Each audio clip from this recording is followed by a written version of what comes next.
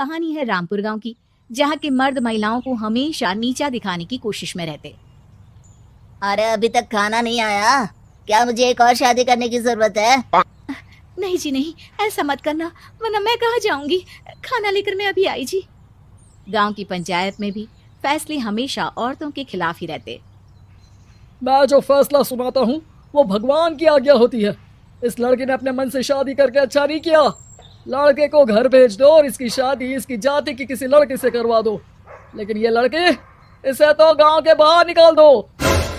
नहीं नहीं जमींदार साहब, ये क्या बोल रहे हैं? ऐसा नहीं हो सकता। मेरी बेटी मासूम है, इसे अच्छे बुरे की समझ नहीं है। अरे कहाँ जाएगी ये बेचारी? कहाँ जाएगी? इतनी चिंता है तो पूरे परिवार का गांव निकाला कर देते हैं। बेचारे पूरे बसे बसाए परिवार को गांव छोड़ना पड़ता है।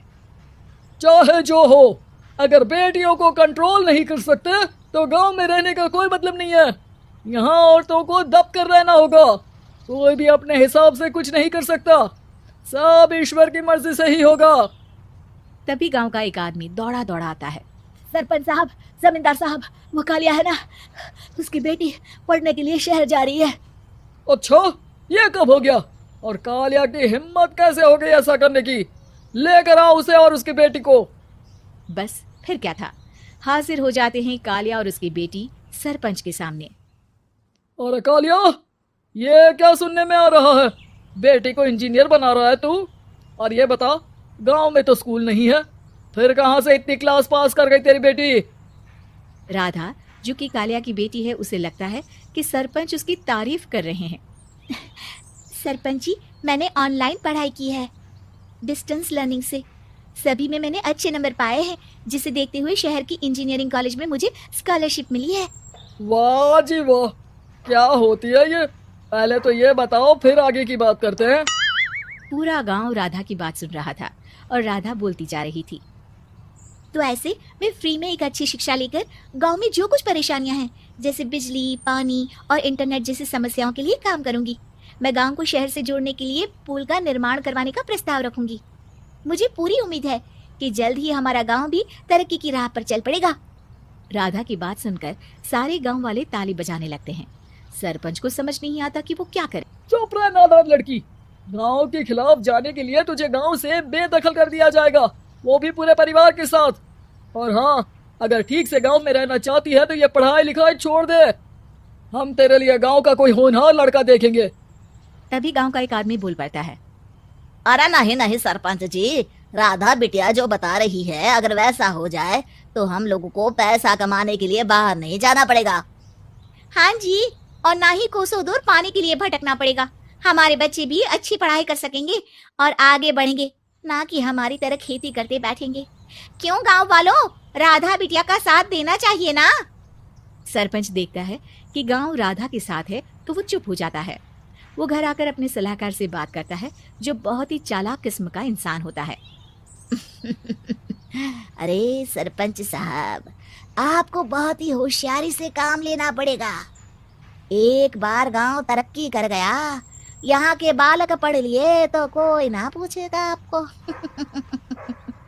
और फिर ये जो बेटा और बेटी है ना आपके, इनको भी आम लोगों की तरह ही जीवन जीना होगा। हाँ, लेकिन करे तो क्या करे? वो ना आप मुझ पर छोड़ दीजिए, बस मैं जैसा बोलूं करते जाइए। अगले रोज सुबह जब गांव वाले सोकर उठते हैं तो राधा के घर के बाहर और साथ ही वो लोग जिन्होंने राधा का सपोर्ट किया था, उनके घर के आगे लाल रंग से कल आऊंगी लिखा होता है। कल आऊंगी? यह क्या होता है? अरे यह तो खून से लिखा है, लगता है कोई भूत प्रेत या चुड़ैल का साया है। चलो सरपंच जी के पास चलते हैं। सभी सरपंच के पास जाकर उसे सारी बात बताते हैं। और ये तो बड़ी मुश्किल की बात है। चलो, मैं एक बाबा को जानता हूँ, उन्हें बुला लेता हूँ। सरपंच बाबा को लेकर गांव के घर के बाहर जाता है। ओहो, तो ये वो चुड़ैल है जो उन लोगों को निशाना बनाते हैं जो गांव को बदलने का सपना देखते हैं। वो गांव को ऐसे ही संपन्न देखना चाहती है, वो नहीं चाहती कि कोई बाहरी यहाँ का कायाकल्प करे। क्या तुम लोगों में से किसी ने गांव को बदलने की सोच रखी है? तभी राधा की माँ रोते रोते आती है। मेरी राधा घर से गायब हो गई है। अरे कोई तो बचाओ, मेरी बच्ची कहाँ गई?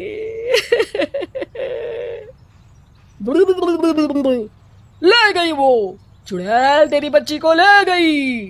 अब वो उसे श्रापित करके छोड़ेगी, उस पर चुड़ैल का साया हो जाएगा। तभी बुरी सी हालत में राधा भी वहां आ जाती है। उसके बाल चुड़ैल की तरह फैले होते हैं और कपड़ों में खून लगा होता है। सभी राधा को देखकर डर जाते हैं। माँ, पता नहीं मुझे कौन उठा कर ले गया था। अरे दूर दूर हो जा चुड़ैल, अब हम लोग इस गांव में नहीं रुकेंगे। अरे कैसी बातें कर रहे हैं आप? कल तो आप मेरे भरोसे गांव का हुलिया बदलने, अपने बच्चों को पढ़ाने और तरक्की उन्नति की बात कर रहे थे, तो आज क्या हो गया आपको? ये फिर तुम लोगों को बहकाएगी। ये चुड़ैल गांव में आ चुकी है, ऐसे ही ये तुम्हारे घर के बच्चों को भी ले जाएगी। गांव वाले राधा को गांव से बाहर निकाल देते हैं। उसके माँ बाप रोते रहते हैं, लेकिन गांव वाले नहीं मानते। मैं भी अपनी बहन के साथ गांव के बाहर रहूंगा, लेकिन वो पढ़ाई नहीं छोड़ेगी। वहीं सरपंच के घर पर सलाहकार कहता है, देखा, सांप भी मर गया और लाठी भी नहीं टूटी। लेकिन अगले ही दिन सरपंच के घर के बाहर भी वही शब्द लिखे होते हैं। और फिर सरपंच की बीवी कहती है, हमारी बेटी को किसी ने अगवा कर लिया है। तभी राधा का भाई वहां आ जाता है। अरे गांव वालों, मैंने सरपंच जी की बेटी को देखा था, वो चुड़ैल उसे उठाकर ले जा रही थी। अरे क्या मजाक कर रहे हो? नहीं नहीं सरपंच जी, आप नहीं जानते, वो चुड़ैल अब आपकी बेटी में आ जाएगी, जैसे राधा के अंदर आ गई थी। तभी सरपंच की बेटी वैसी ही हालत में वहां आती है जैसे राधा आई थी। पापा, पता नहीं कैसे मैं गायब हो गई थी। चुड़ैल, इसके अंदर भी चुड़ैल का साया है, मारो इसे। अरे नहीं नहीं, इसे भी राधा के पास गांव के बाहर ही भेज दो। अरे चुप रहो, मेरी बेटी कहीं नहीं जाएगी और चुड़ैल बुड़ैल कुछ नहीं होता है। अरे कैसे बात कर रहे हो सरपंच जी? आप तो बोल रहे थे कि आपका फैसला भगवान का ज्ञान होता है, तो अपने पर बात आई तो अब आप ऐसे बोल रहे हैं। अरे ना ना ना, आपको अपनी बेटी को त्यागना ही होगा। अरे बुलाओ बाबा को। राधा का भाई बाबा को ले आता है, जिसे अब गांव वालों के डर के कारण सच बोलना पड़ता है। मैं कोई बाबा नहीं हूँ, मैं तो मोची था। ये सलाहकार महोदय ने मुझे कहा था एक्टिंग करने को। वो मुझे पैसे देने वाले हैं। अब मुझे माफ कर दो।